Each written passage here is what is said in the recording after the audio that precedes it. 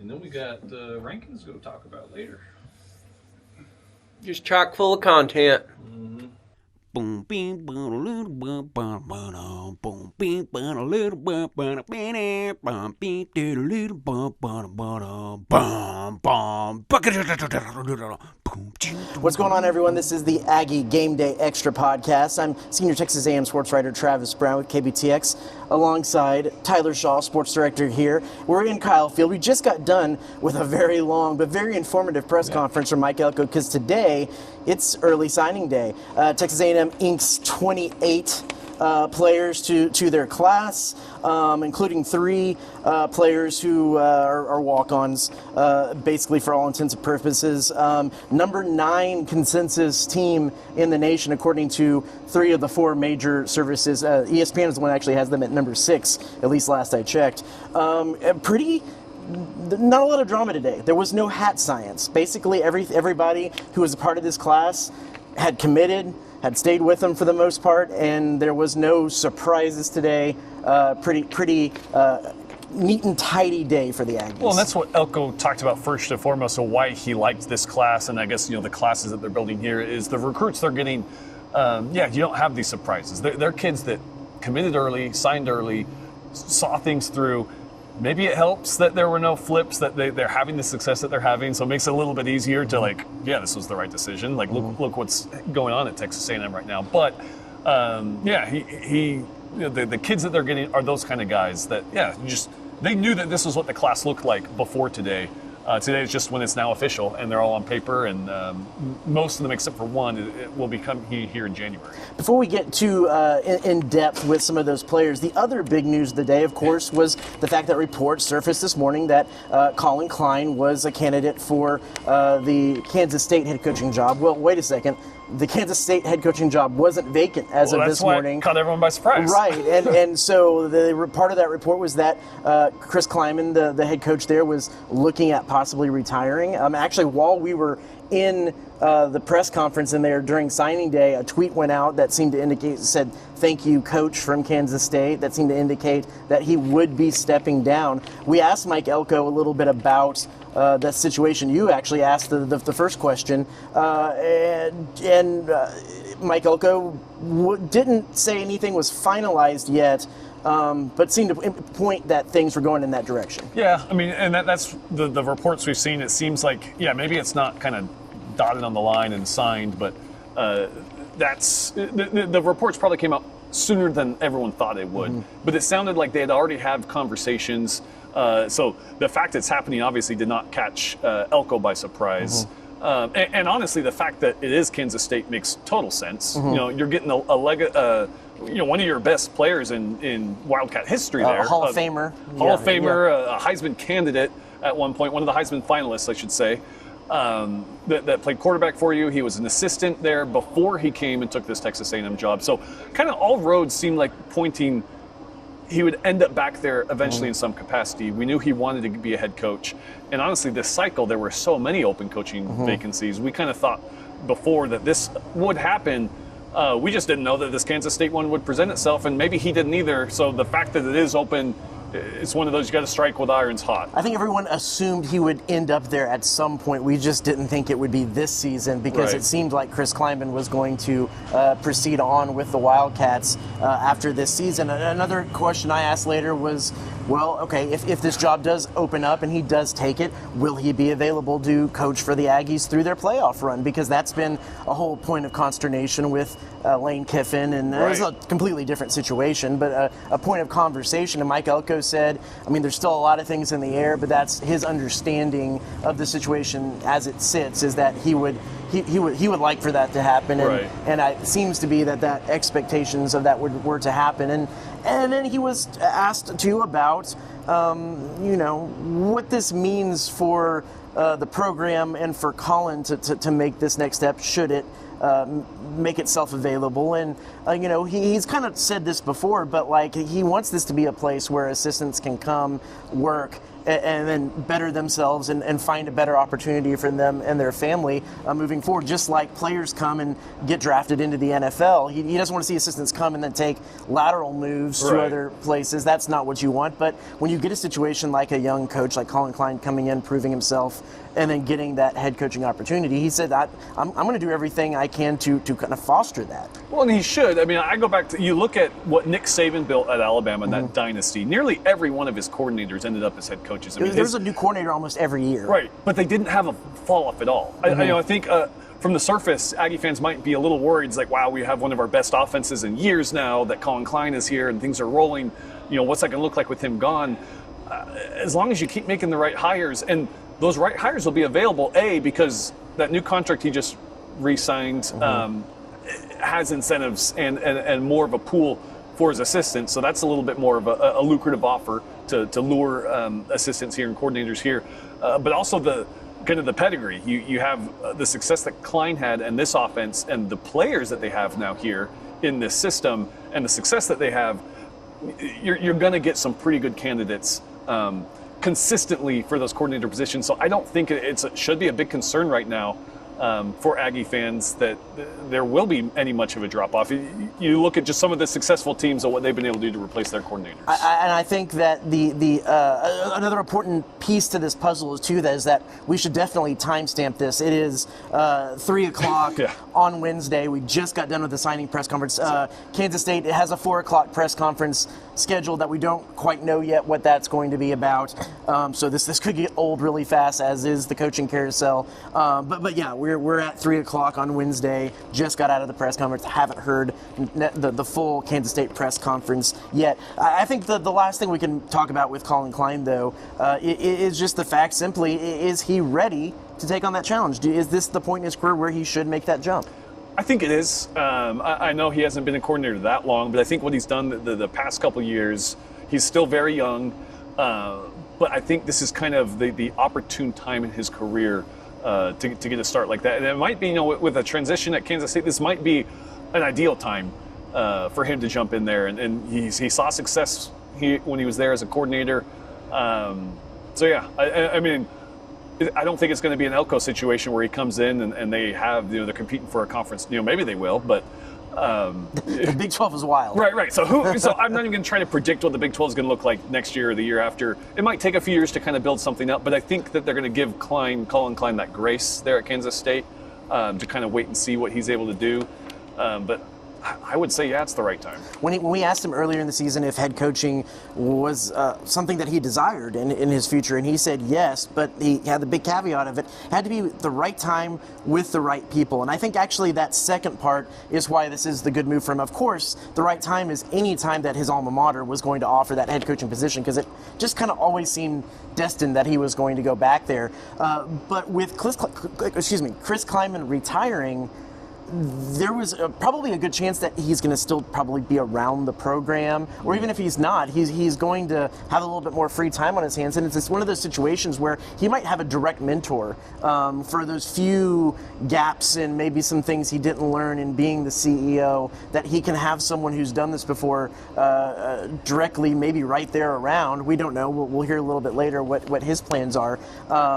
But it seems like he has the resources and the people available to him to start off in a way that he can be successful. And I think that is as important as the timing. And of course, the timing is all about his alma mater. So right. I think that is important. One other team-wide thing to touch on, Elko was asked about the number 7 ranking, and he went on the soapbox a little bit. And he said, as a football coach, it's put the football down anywhere, anytime, they'll play. Great. He said, but as a CEO, they want a little bit more clarification on what goes into these tie-breaking situations. We talked last night in our our rankings recap show about how Hunter Yurchek said it was down to those 5 one-loss teams in the top 10 that all kind of had an argument for number 3 through number 7. And A&M finished at the bottom of that list, and he kind of went through some of the strengths of some of these teams, but he didn't necessarily give an indication of what was the tiebreaker. And the coaches kind of want that a little bit, and we could make the whole podcast about this one question, this one subject, and he did also want to push back a little bit on the idea that A&M's strength of schedule wasn't good in conference play. I don't know, what did you make of the whole little soapbox moment he had there? Well, he's not happy being number 7, first of all. I think it's apparent that I don't think, we didn't ask him directly, but I don't think realistically he expected to still be a top 4. But like both of us said, we predicted 5 or 6. That's where the committee would put him. That's probably where, Elko's probably thinking his team is number 5 right now. And playing UNT or James Madison or Tulane. And you have an argument. I mean, you were number 3 and you were undefeated and you lost on the road to your rival. I get that part. The committee, instead of looking at it that way, the committee kind of flipped it around and said, okay, let's just start over and look at these one-loss teams. Well, we think Oregon and Texas Tech, and the surprising one to me was Ole Miss. We think they have a slight edge over Texas A&M right now. You can argue it multiple different ways. I think you can shuffle those teams however you want. And then he was asked about, do you think you're going to host? He goes, well, should we? Do we deserve to host? Absolutely. And he was kind of, a little tongue-in-cheek. A little tongue-in-cheek about it. It's like, what are they going to do? I have no idea. Yeah. I honestly, I don't think there's a way they don't host. No. But I think he was just kind of voicing his frustration with the committee that he doesn't know what they're looking at, and they're not being very consistent and giving great clarity to their reasoning. And we were just talking about this at the back of the press conference room right there, right when it wrapped up. The fact of the matter is the rankings are still a poll. It's a 13-person poll, and they go through 3 teams by 3 teams all the way through and kind of vote on where teams should be, and then have debates in between the votes that can kind of sway people. And when you talk about like Notre Dame, Alabama, and what the differentiation was there, it could have been simply that there was just one person in favor of Notre Dame last week, and something changed in their mind. They saw a new stat, and they flipped, and that causes the flip because one vote can do that. Right. We talked about that last night. So sometimes it isn't clear because every single person one person on the committee can be a big eye test person. The next person can be a big analytics person. The next person can like the color of the team, the team's helmets. I don't know. That's not true, but I think that is why the committee does the way they do. It's not they all come to a consensus together. This is the way they're going to arrange it. There's votes tallied and cast and tallied, and that's the way that they arrange it. Now, there still is probably some ways that they could explain how they came to those conclusions a little bit better when the chair comes on the committee teleconferences and on ESPN. I think that's been one of the bigger flaws. But yeah, it's interesting. And then with the strength of schedule thing, when we talk about wanting to have some clarity, I want to have some clarity on what goes into a lot of these strength of schedule equations. Because you're just throwing out the number that, we're 15th strength of schedule, top whatever strength of record. And that Notre Dame win was really good and still is really good. But there is the fact of the matter that the teams that you played in the SEC finished with a 28% win percentage. Right. That's never going to be brought up. That's not good. No. So there is a push and pull there that, they faced some good teams and had a good schedule, but also in their league play that's supposed to kind of carry the water for them into the playoff, it wasn't there. I don't know. It is a weird push and pull between those two numbers. Yeah, and I think they're hoping to get the benefit of the doubt of, well, sure, that the team's record isn't great, but it's the SEC, and the SEC by just default is going to be tougher scheduled than any other conference, and I don't think the committee's biting on that this year, it seems like. No. All the coaches want that. But this committee just does not seem to buy into we're just going to give the SEC the benefit of the doubt. Yeah. I think that's what's going on there. Well, let's get a little bit into this class. Like I said, there's 28 players, 12 on offense, 13 on defense. Mike Elko mentioned that 9 are still competing for a state title in their various state organizations. Who stood out to you when we started talking this? Tamarian Watkins is the kind of bell cow of this class, yeah. Excuse me. Tristan Givens. Tristan is kind Givens. of the bell cow of this class, but there's some really good pieces. Yeah, Tristan Givens, Bryce Perry Wright for a while, the defensive lineman out of Georgia, and then Brandon Arrington. So a lot of those defensive pieces, I think, are going to be some strong pieces that we'll end up seeing. Arrington, speedster, broke Noah Lyle's state record for high school, which is very impressive. Right. So they've got a lot of just raw talent here. I thought it was interesting, the two Carthage kids. You have that small school, but KJ Edwards is breaking records left and right there at Carthage, and he could be the next kind of feature back here in a couple years at Texas A&M, especially if he falls like a Jamarian Morrow, where he might get touches as a freshman. So those were kind of some that stood out right away. Another interesting one was Evan Jacobson, who is the one guy who's not coming in January, and that's because he's still playing basketball and could possibly pay for Bucky McMillan. Yeah, Mike Elko mentioned that there's this opportunity that after football season ends, he has an invitation to go over to Reed Arena and see what he can do with the basketball team. We know Mike Elko, as a lot of coaches do, values multiple sport athletes. You get different skill sets, you get different types of hand-eye coordination and, different footwork, different things that happen when you play different sports, and that just makes you better at the sport, your main sport. And so there's a lot of those guys on this list. Interesting one, Asher Murray, the kicker. He came, A&M had a kicking camp. He showed up and just seemingly, blew everybody away with his performance. And there is certainly a spot for him to step up and be an instant impact guy with not only the years of the guys who are going to be phasing out ahead of him, but even if that wasn't the case, kicking hasn't been great this year. They need help, and so that's a guy that kind of stood out to me. Another one that's interesting is the quarterback they brought in, Helaman Kasuga.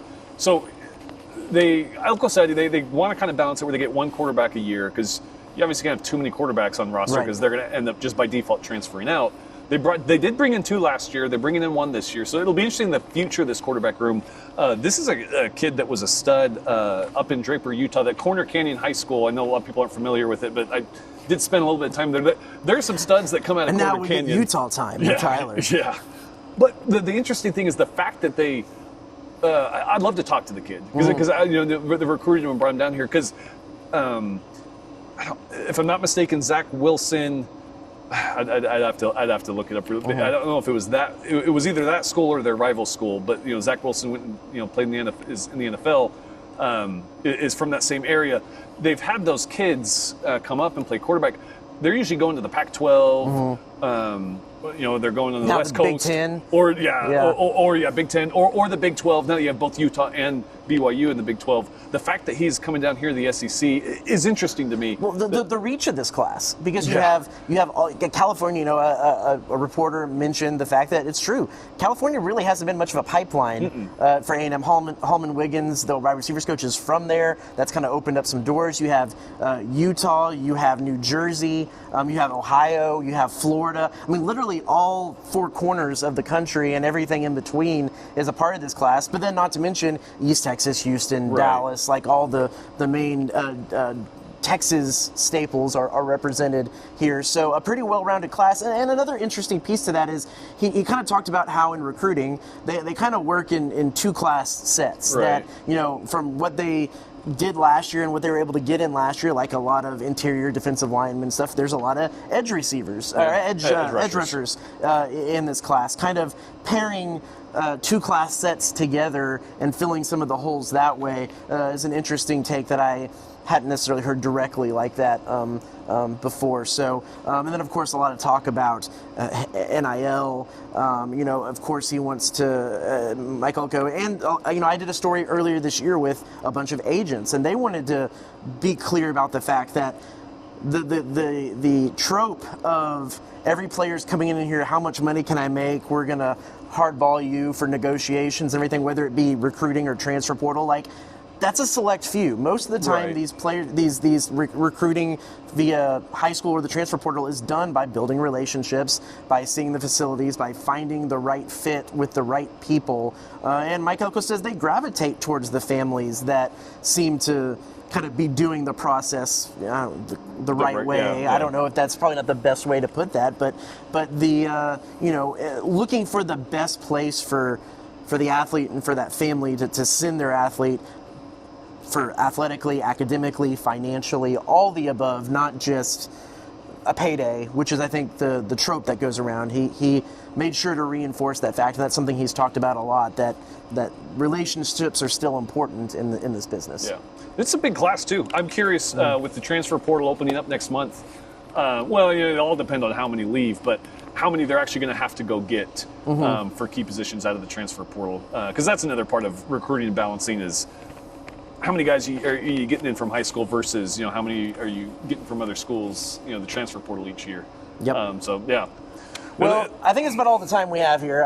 There's a lot of guys. We'll be writing about this. We'll be talking about this for some time to come. But we're going to take a little break, and we're going to go back in time a little bit because today is, of course, our Food for Families food drive. So we have people, reporters all over the place, all over the Brazos Valley today, made podcasting a little difficult. So I sat down with our chief meteorologist and our chief Texas A&M fan, Max Crawford, yesterday to kind of talk a little bit about last weekend and a little bit of conversation about kind of where some teams stand in the college football player rankings. Granted, that conversation happened before the rankings came out, but it was some general conversation about where some people stand as they look towards the playoff future. So without further ado, let's hear from Max. Over 40 years ago, my parents started C&J Barbecue, and today we continue to honor Dad's legacy with the best barbecue in the Brazos Valley. With locations on Harvey Road, Southwest Parkway, and our newest location on William J. Bryan, we carry on our family tradition of serving up award-winning barbecue, sides, and desserts. We also offer delivery, catering, as well as custom menus and private chef services. Come visit us today for some of the best barbecue around. C&J Barbecue. The C is for Chip, the J is for Joe, and the barbecue is for you. All right, we transported. I'm back here in the studio. Actually, it's a day before what you just watched at signing day. We're here in the KBTX studios. I wrangled Chief Meteorologist Max Crawford because we're going to break down a little bit of what happened outside of signing day, and we're going to have to go back to last Friday. Okay, we can go back. That's fine. We can go back. A&M Not too took much. their first loss to Texas. What was some of your initial takeaways of that game? I think I told this story a little bit earlier. I was with almost my entire family watching that game, and so I automatically kind of had to be a little more even-keeled than I normally am. Like if I'm just watching it by myself or just with my wife. So or no something like no that. objects were thrown. No objects were thrown. I did jump up and down a couple of times. Like Casey's touchdown was an awesome moment, and my oldest nephew is very emotional about the sport as well, and I assume he just inherited that from my brother and me, and so I kind of had to be that calming presence to be like, look, dude, role model. It's a disappointing game. Look at the body of the season. You're going to get disappointed more by the Aggies, but you're also going to have a lot more fun moments. And he was talking about, he's like, yeah, I got a couple Texas friends at school, and this Monday's going to be, and I was like, oh man. It's only just I was going to say, I know how that goes. Although when I was in high school, we all talk about how much we hated Coach Fran, but that actually was pretty good for a little bit of high school smack talk, because at the end of the season, more often than not, we could count on a win against Texas. Mm-hmm. And I think that is what I'm choosing to take away from this moment is like, yeah, we got to figure out the Texas problem that we obviously have with both of us being in conference and these two coaches going against each other. And I hope Wisner's a senior. I meant to check that, but because I think he had like 300 yards of rushing combined against us. But my whole point is, I do think that back then your A&M season was salvaged if you could beat Texas. And I do think that occasionally we will take our lumps throughout the season, and that will still be a very big way to end the season on a positive note. Like if we take our 7-5 and 8-4 seasons at some point down the road with all the parity that exists and the 9-game conference schedule and stuff like that will still be an important game, obviously. But I do like that we are sitting here and going, you know what? Yeah, we lost that game, but everything is still in front of us. And how often are we able to say that? And, we can thank the 12-team playoff for that mostly, because I think if we were still talking a 14 playoff, then yeah, we could be sitting here going, we blew it, like at the very end or something like that. But that's not the case. And we could very well be talking a home playoff game at Kyle Field. And so I'm trying to focus more on the future of it and not so much the in the moment. But I will also say one thing in game that was just, it was perplexing to me, was just how we handled the second half. It just seemed very A&M's been a uncharacteristic. second half team the entire season. From every standpoint, really. Like, offense, we would wear people down. We would sustain drives. On defense, we would shut people down. And it was almost like the script was flipped with that. Like, Texas was breaking off long runs, and we couldn't contain Arch if he got out of the pocket. And it was just odd. And some people were like, yeah, well, we've had problems with mobile quarterbacks throughout the year and even last year too. I don't know that was so much the case. I don't know. And then the last thing, I'm sorry, you asked me briefly to sum this up. You've been percolating on this for a little bit. Yeah, I mean, that's in a lot of ways, that's kind of all you're thinking about as far as just the whole season is concerned. Is like, man, we did it all the way up until that point. The last thing about that game specifically, unless you have more questions, that I will say is, there were folks that were at the game who were texting us who were like, something's off. Like at the start of the second half, like it was almost foreshadowed. Like they were looking at our sideline and be like, I've traveled with the team a couple of times, and they don't seem to have the same type of, not swagger, but like energy that they normally do coming out of the half. Like going into the fourth quarter, like you saw players with their heads down, and maybe the moment felt a little too big for them. I don't think they were intimidated. I think it was maybe kind of like in South Carolina when they got behind a little bit, they were just trying to do too much. So the thing that surprised me the most is that I thought Texas's offensive line was going to be the biggest liability in the game, and A&M's was going to be the strongest point, with A&M's defensive front getting in there, putting a lot of pressure on Arch Manning. I think he's like the second most pressured quarterback in the SEC, and really the defensive line didn't get close to him that much, especially in the second half. Yeah, and again, that's surprising to me. I still don't think it was a conditioning type of thing. I don't know that I could point to one singular thing, but they were compounded mistakes. And I will admit, whenever I read your headline about, A&M's demons all finally caught up to them, my first reaction was immediate vitriol.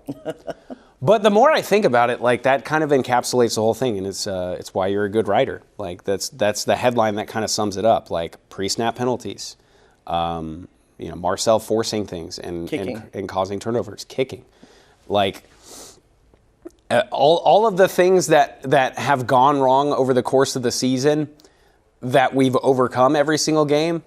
But we would also have kind of been like, well, that might be what does it, especially the kicking. And I still think that assuming we win a playoff game or two, I still think that is what is ultimately going to cost us a playoff game. But it seemed like, especially in the second half, it all just kind of caught up to us at once. And so I don't know if that's, as a 18 to 22-year-old kid, the burden of that is just a little bit too much, and you're just trying to do too much at once, and you just kind of, the muscle memory fades a little bit, and you try to force something that isn't there. Maybe I'm getting too philosophical about it, and maybe they just out-schemed us in the second half. But I do think that there was a mental aspect to it. Like there is, I will say, although the score differential was very similar to what we saw last year, in fact, it was the same, right? Wasn't it 17-7, 27-17? Yep.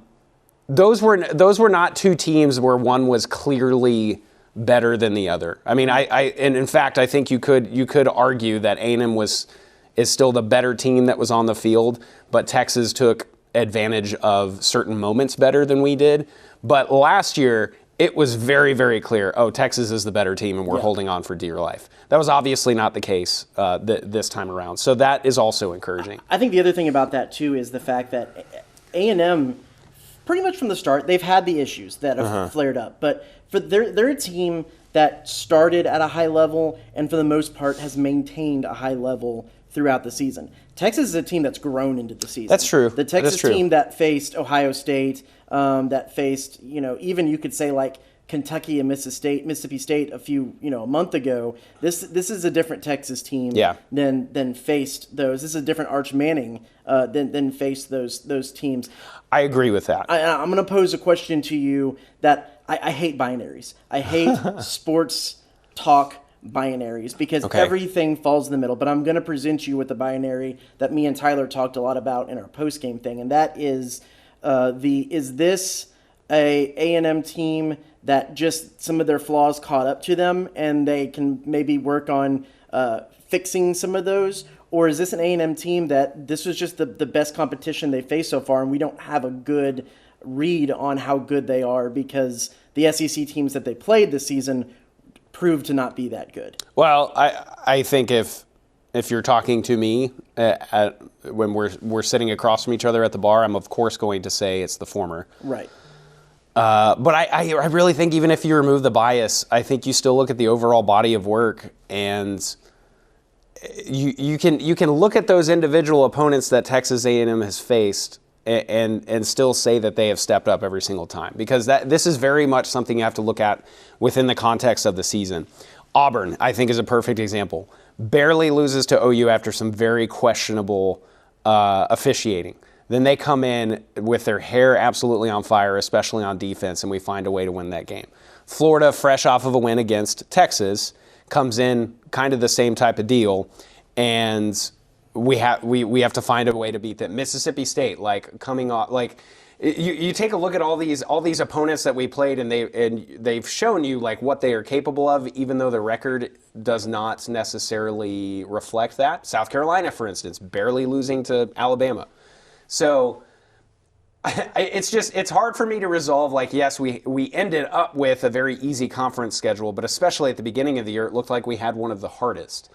And the reason that was the case is because those teams are so talent-laden and looked like they had everything in front of them in what was going to be, a special season for Florida or for South Carolina or for LSU even. Mm-hmm. LSU was, I believe, the preseason favorite to win the SEC, or at least they were very, very close to that, along with, Bama, Georgia, Texas. So, you can't just say, oh, well, they were the benefactor of an easy schedule. Because we have had, when you look back on it, an easy schedule before. I think 21 and 22, and even to an extent 23. That was an overall time where the SEC had everything was up for grabs, and it ended up shaking out just being Alabama, Georgia, Texas, all in the top three. But there were seasons where, looking back, you say, oh, we should have.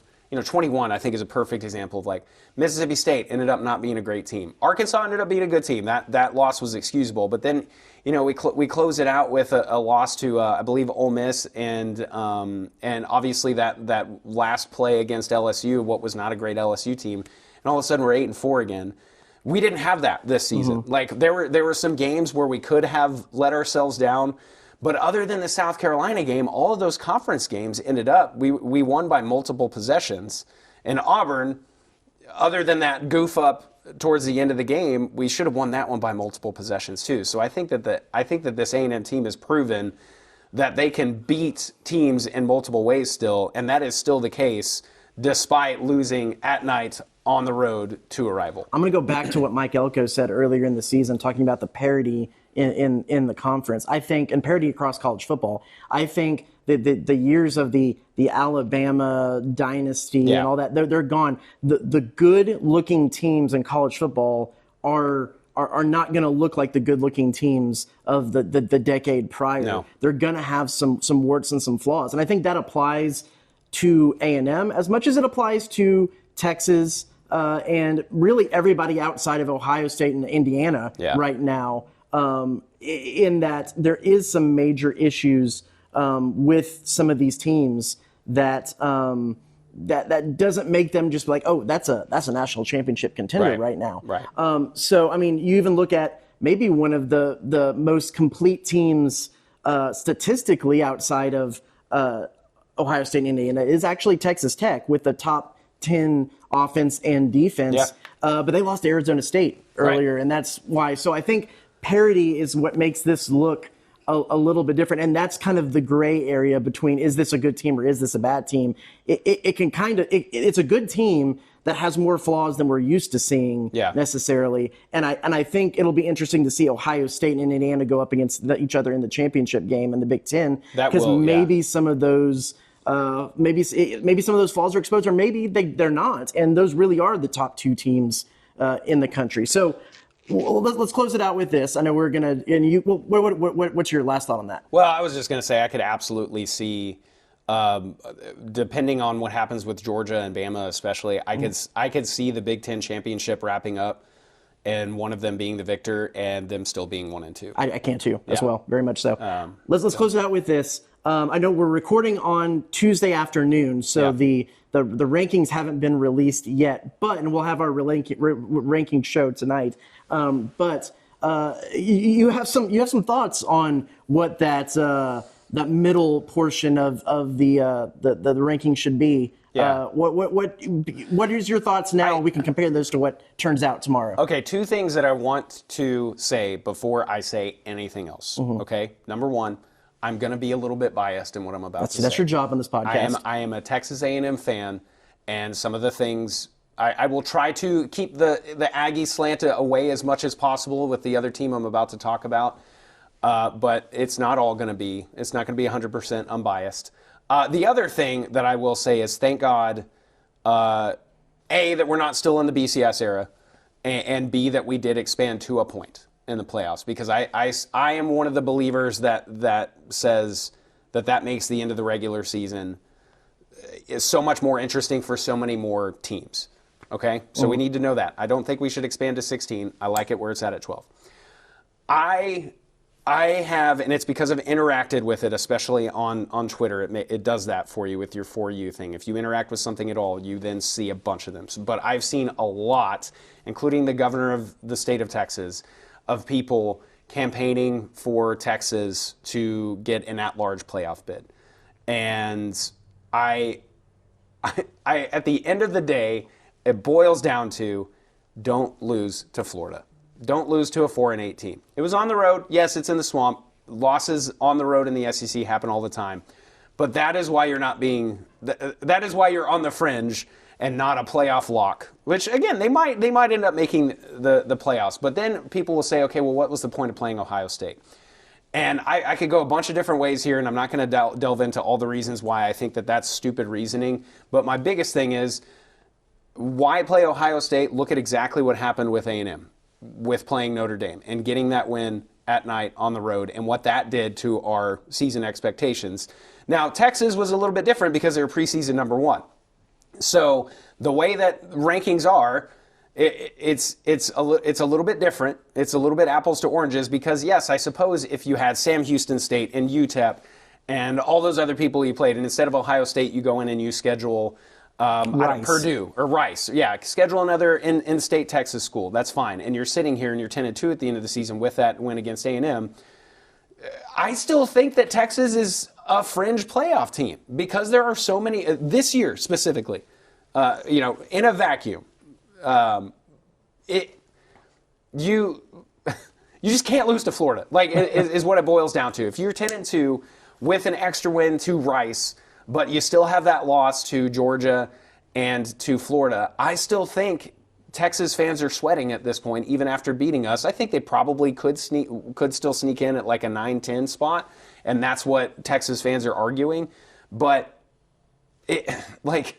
just to say, okay, well then we shouldn't play Ohio State, I think just kind of defeats the whole point of especially outside conference competition. And I will also say, if you're a Texas fan and you're complaining about that, my answer to you is, you're the ones who wanted to be in this conference anyway. And you assume the risks whenever you stepped into the SEC. That dovetails into my point in all of this, is there's 2 factors going against them, both of which were reasons why were things pushed by the universities, the conferences, and I don't think necessarily the college football fans wanted outside of those individual Yeah. schools. That's one. The rankings released every week. That's a money-making venture by ESPN, and I think the factor that's working against them is that they have a ton of teams ahead of them already that they're not just all of a sudden going to jump at the end of the year because of one win. I think that is a bad precedent to set. Those teams needed to have some movement ahead of them, and there was no movement this past weekend. So I think None at the all. the rankings are working against them. Number two, the expansion into these two super conferences. Yeah. I think one thing that made college football great was it was this national sport that had regional rivalries. You kind of duked it out against all of your neighbors, and then you went out in the postseason and saw how you stacked up against the nation. I think that's something that made college football unique and special. And now you have the argument of, well, the SEC needs to be judged differently than everybody else because of the rigors that, well, you created this monster. Right. And listen, next season and onward, I think we probably are going to have that conversation a lot more because I think next season, inevitably, you're going to have more 10-2 and 9-3 teams that want a playoff bid.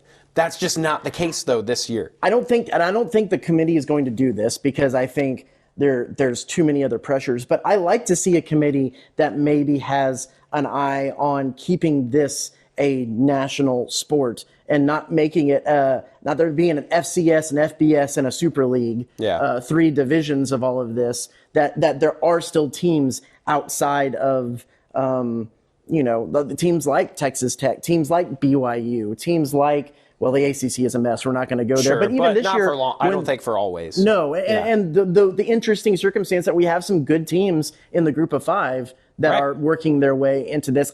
That's good for college football. I don't think this is the way at all the committee thinks, but I think the ripple effects of all of this are important for that. Yeah. So, well, and 2 more things. I think there will be some Texas fans, and if I was in Texas's shoes, I'd probably be upset about this too. They may end up with a 12 or 13 ranking and then end up getting bumped by those G5 schools who would say, well, Texas is a better team than James Madison. They or agreed Texas to the format. Right. They agreed to the format. And also, I don't know that you can say that this year. And again, I keep bringing up Florida, but USF was one of the ones that was right up there in that conversation. And the team that you lost to USF at home. So I don't know that James Madison is that much worse.